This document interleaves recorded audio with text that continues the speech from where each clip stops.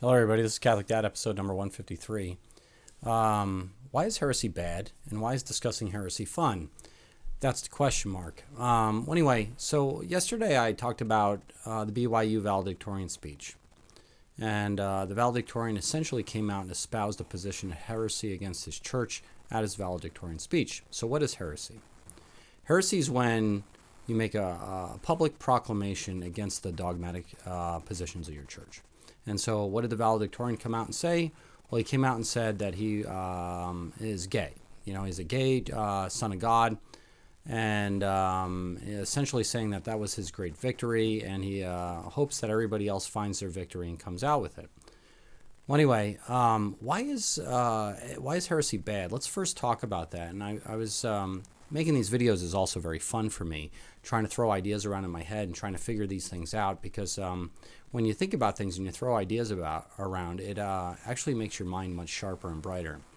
Well, anyway, so what is a church? A church is essentially an authoritative body with regards to morality, with regards to the basic rights and wrongs of society and the rules and regulations that people should follow. That's what a church is, essentially, right?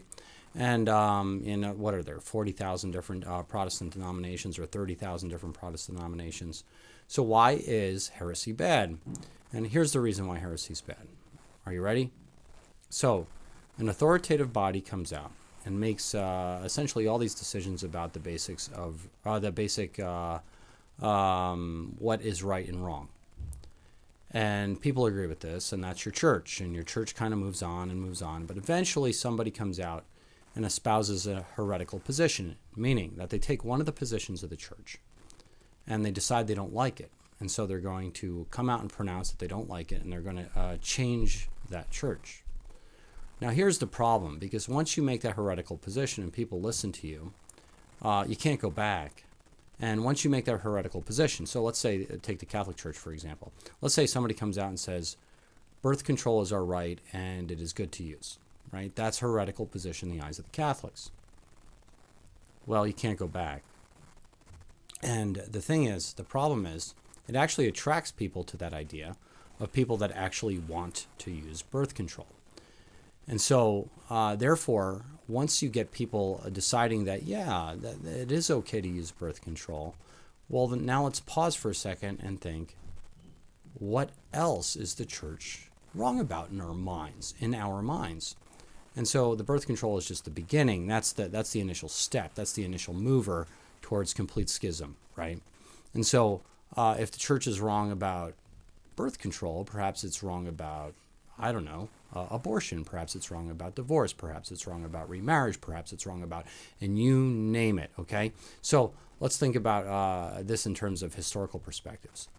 The Catholic Church was essentially the church of Jesus Christ. He founded it, he tapped the apostles, he said, go out and form a church, he breathes the Holy Spirit upon him, he taps Peter to be the first archbishop, and they create this church, and for 1,500 plus years, there's essentially one church, and they're all in alignment with each other. And then a rogue priest comes out. His name is Father Martin Luther, and he says, the Catholics, or our church has a lot of problems with it, and some of the problems are this, that they think that Jesus is actually present in the Eucharist. Well, I don't think so. And who wants to follow me in this pathway? And he had 95 theses. He had a whole bunch of things that he thought were wrong with the church, but let's go with the Eucharist, for example. And suddenly you had people going, I don't like that idea either. I'm going to follow you. And so that is the beginning of Lutheranism. Well, did they stop there? Well, no, because once you decide that an authoritative body is wrong on one account, why aren't authoritative bodies wrong on all accounts based upon what we want to decide in our own minds? So take what Luther has wrought. I mean, what has he done? Essentially, he created the initial schism, right? The Protestant Reformation, and what flowed from him? Well, 30 to 40,000 different Protestant denominations based upon, well, I don't like what Luther has to say on contraception. Well, I don't like what Luther has to say on marriage. And then boom, you form another religion. And then John Calvin comes along and he says, none of this really matters anyway because God's already decided who's going to heaven or hell. That's a concept called preordination. And so if it doesn't really matter, then you can kind of do whatever the heck you want anyway. And that didn't take very long. That took under 100 years before John Calvin found a religion that essentially said, you can do whatever the heck you want anyway. It's all theological chaos no matter what because God's already made the decision. You guys go do whatever the heck you want. And so now we have, we have the Calvinists, we have the Presbyterians, we have the Huguenots, we have the Lutherans, we have the Fifth Reformed Church of Presbyterianism, we have the Episcopalians, we have, you name it, right? You name it. And so what had Luther wrought? What Luther had wrought was theological chaos, complete chaos, because his one idea that I am smarter than 1,500 plus years of theological wisdom, and I'm going to decide for myself what is right or wrong in a theological sense. What is that? That's eating from the tree of knowledge. That's essentially saying, God saying you can have everything in this garden except for the apple. Well, that's what the church is too. You can do whatever you want, just follow my rules. Well, I don't want to follow your rules, Martin Luther says. He said, I don't believe you actually have the true body and true blood of the Lord Jesus Christ. And so that formed a new religion. And then from that religion was a new religion. From that religion was a new religion. And so all these positions, when they come out and they espouse them publicly, they're heresy. And when they espouse them publicly, what they do is they form a new church. And what does that do? It divides people. It divides Christians, and it makes us completely divided from one another, or we're absolutely going to different places on Sunday. And what did now there's Christian religions out there saying that the Sabbath day is not even Sunday; it's actually Saturday. And so you name it. Eventually, some Christian religion is going to come out and say all the days are Sabbath, or none of the days are Sabbath, and you name it. And so heresy creates chaos. It creates fragmentation. And it also, eventually the end point of heresy is there's no such thing as right and wrong. There is whatever you feel is good for you. You should do that.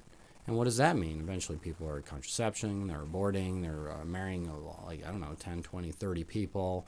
They're fornicating, they're whatever feels good, do it. And that's what heresy has wrought. That's what Martin Luther gave us.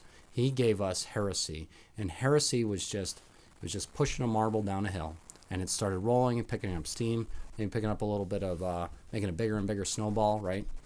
And that eventually led us to today where your gender doesn't matter, your physical nature doesn't matter, your mind doesn't matter. Whatever you want, you can have, and whatever you claim is truth. That's what heresy has wrought. That's what Martin Luther has wrought, and that's why it's so evil and so bad. And what did Paul say? He said, you must all agree. Do not form factions amongst yourself, because if you do, then the cross is emptied of its meaning. Essentially saying that you must all agree, because if you don't, Jesus died in vain.